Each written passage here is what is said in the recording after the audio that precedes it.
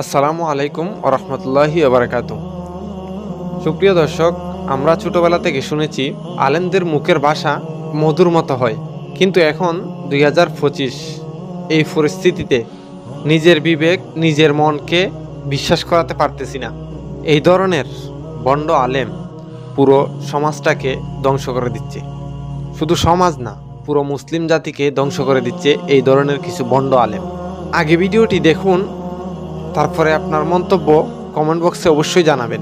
তোরা সবাই মিললাও আমার নাভির নিচের একটা পশমও ফালাইতে পারলি না। কিলে তোর নাইন নিচের হসময় কিন্তু তুই হালাতি এরাস না, হেগিন আরেকজন হালাই তো কিলেই। হ্যাঁ, তুই তোর নিজের ঠিক করে কেন বালসাল গিলে হালাতি এরাস না, আরেকজন তোর এগিন হালাইব।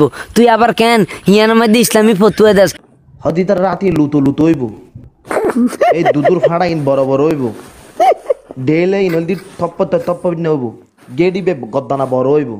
এই ওয়াবি আলামত মনে রাখ। তুই চাই মস্কারি ন এটা বুড়ো গুই ইতার গেডি বড় হইব, সুন্দর ভাষাই না ব্রেড ডল লেবু 2-3 লাগাতে সিরি সিরি ফরি তার গুরুত্ব শুধু সিপি দিতে বরগুল সিবি না পারিতে ইতার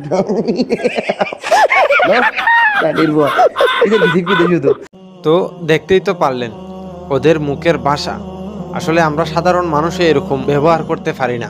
এরকম মুখের ভাষা আনতে গেলে নিজের বিবেকে বাধা দেয়। ওরা আলেম হয়ে, ওরা শিক্ষিত একজন জেনারেশন হয়ে এরকম মুখের ভাষা ওদের কাছ থেকে আশা করিনি। এটা ওদের নিজেদের ভিতরে কোনো এলেম নেই, কোনো শিক্ষা নেই। ওরা মানুষকে কি শিক্ষা দিবে?